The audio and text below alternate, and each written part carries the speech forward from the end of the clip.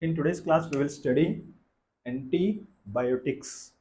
This is one of the most important topic in the pharmacology. Before we have to start the antibiotic, first of all, we have to know the what is meant by antimicrobial and what is meant by antibacterial. The first term, it is the antimicrobial. It means the drugs which kills or inhibit the growth of the microbes. Those drugs are called as a microorganism. Those drugs are called as a antimicrobials. It may be bacteria, that is antibacterial drugs we are using. It may be virus, it may be fungi, it may be parasites, like that. These four types of anyone among that kills, those drugs are called as a antimicrobial, or the drugs which kills or stop the growth of the microorganism. Those are called antimicrobial. The next, if you again in these four, the antibacterial is one. That the antibacterial term is little bit different from the antibiotics. The first term is the antibacterial. Antibacterial, it means the drugs which kills or which stops the growth of the bacteria, that is called antibacterial.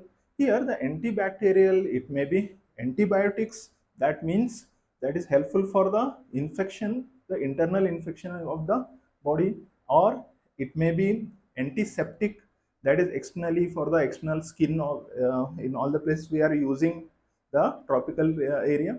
That third one, it may be disinfectant, that is the non-living things where they are using. It means that antibacterial is nothing but it may be antibiotics, or else it may be antiseptic or disinfectant.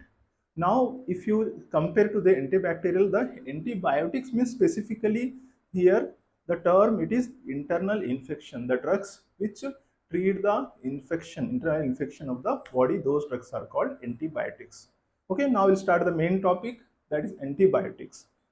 The term how it is came, the if you split the word anti plus biotic, anti means against, biotic means life, that is specifically the bacteria. The bacteria acting against the bacteria, those drugs are called as antibiotics. Antibiotics are the substance that acts against the microorganism, specifically that is bacteria. Now the definition is the antibiotics are the chemical substance produced from the microorganism or synthesized chemically that kills the bacteria or inhibit the growth of the bacteria. Here the term, it is the chemical substance which we are synthesized through the microorganisms. Their function is two things, that is one is the bactericidal, another one is the bacteriostatic. Simple meaning is that the chemical substance, it may be kill the bacteria, or it may be inhibit the growth of bacteria. Those drugs are called as a antibiotics. Here the bactericidal, this term means the killing the bacteria, and bacteriostatic means the stops or inhibit the growth of bacteria. These terms we have to perfect. Now the next thing is the ideal properties of antibiotic. Which one is considered as a best antibiotics? The selective toxicity, it means that it is only kills the bacteria, not harming to the host, that is human beings. Next one is the broad spectrum antibiotics, effective against many organisms. It may be gram positive and gram negative. Next one, good tissue penetration. It will goes to the very deep, like blood-brain barrier or deep tissue. That is the considered as a good antibiotics. That is the ideal property, good tissue penetration. Next one, minimum adverse effect, that antibiotic should not produce any adverse effect, or minimum or low tendency to develop resistance, that drug should not produce the resistance. Next one is the easy administration or convenient drug. It means easily we have to administer orally or through the parental route, or convenient dose, that is the considered as ideal property. Next is the cost effective. It means that comparatively other antibiotics, that should be cheap one, that is considered as an ideal property of the antibiotics. Now we'll study the classification of the antibiotics. Mainly the antibiotics are classified into 6 types. The first of all, based on the mechanism of action, how they are acting based on the mechanism of action is classified into 6 types. The first of all, the cell wall synthesis inhibitor. Second one is the protein synthesis inhibitor. Third one, aminoglycosides. Fourth one, the DNA RNA synthesis inhibitor. Fifth one is the antimetabolites. Sixth one is the cell membrane damaging agents. These are the 6 types of antibiotics. You know that this is the bacteria here for killing or stop the growth of the bacteria. Now the drugs acting on the different places and try to kill the bacteria or reduce the growth. This is the how the mechanism of action it is doing.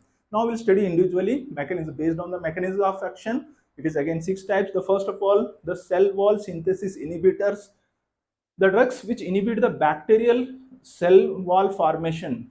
Now this class of the drug, cell wall synthesis, the penicillin groups, this is a cell wall, this is a cell wall outer layer. These drugs, they will the what it is doing, inhibit the bacterial cell wall formation. The outer layer, it is damage the outer wall or inhibit the bacterial cell wall. Those are considered as a cell wall synthesis inhibitor. The cause that will cause the lysis of the bacteria and leads to death. The common example are penicillin, cephalosporin, ceftriaxone, all that cephalosporin, this class will come. The next one is the protein synthesis inhibitors. This class of the drug is act on bacterial ribosomes. You know, this is the ribosomes are here. This is considered as a the energy boosters. They are providing the energy through the proteins. Here the protein synthesis inhibitor acts as a bacterial ribosome, inhibit the protein synthesis. These drugs stop the protein synthesis or inhibit the protein synthesis. Commonly the drugs we are using, the azithromycins and doxycycline. In this class, this group will come. Third one is the aminoglycosides. Aminoglycosides cause the misleading the mRNA, messenger mRNA, that is the it is misleading the mRNA. The protein synthesis is production is misleading because of the mRNA is disturbs due to this aminoglycosides groups. This is a produce abnormal protein, that is producing abnormal protein and lead to the bacterial death. This is the mechanism of action of this class of the drug. Commonly the gentamicin, amikacin, this class of the drugs acts as a aminoglycoside. The next one, DNA RNA synthesis inhibitor. The commonly this is the nucleide or nucleus, it is damaging the here the nucleides, that is the commonly the inhibit the DNA replication or RNA synthesis. This class of the drug, that is inhibiting the synthesis of the DNA and RNA. This is a commonly we are using the fluoroquinones, that is the ciprofloxacin, ofloxacin or rifampicin, metronidazole. This class of the drugs is acting as a RNA DNA synthesis inhibitor. The next one is the fifth one, antimetabolites. This is the inhibit the folic acid synthesis. You know, this is the folic acid. In the bacteria itself is producing the folic acid. This is one of the what is called for the nourishment, for the growth, development. Folic acid is required for the bacteria. Here, these antimetabolites drugs acts as a inhibit the folic acid synthesis. Due to that, their food supply will stop. Due to that, the bacterial death it is there. That is the common example is cotrimoxazole. This class of the drugs is acting like this. And lastly, that is the sixth class of the drug is cell membrane damaging agent. You know, this is the internal layer, that is a cell membrane is there. This is a cell membrane.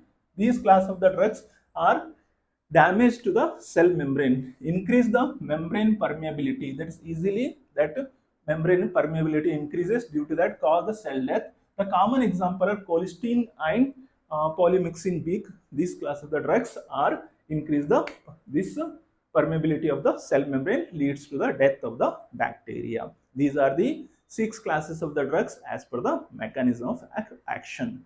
Now the next topic is the therapeutical uses, where we are using, in which diseases these drugs we are administering, antibiotics we are using. The commonly respiratory tract infection, respiratory tract, urinary tract, the UTI, very commonly we are using gastrointestinal infection, there also we are using this class, skin and soft tissue infections and tuberculosis, as well as the septicemia and systemic infections. These antibiotics we are commonly using. This is about the therapeutical uses.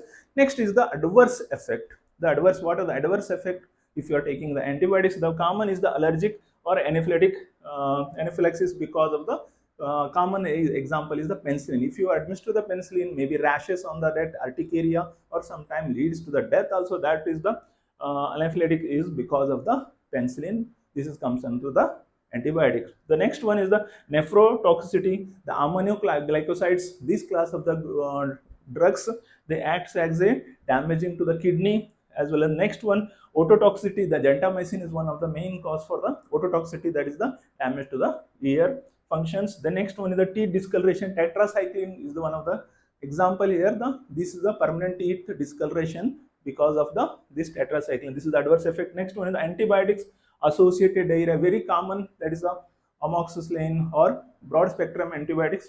Due to that, the commonly we are observing that the antibiotic induced diarrhea is the common adverse effect. In that cases, we are giving probiotic drugs. The next one, develop resistance due to the drugs.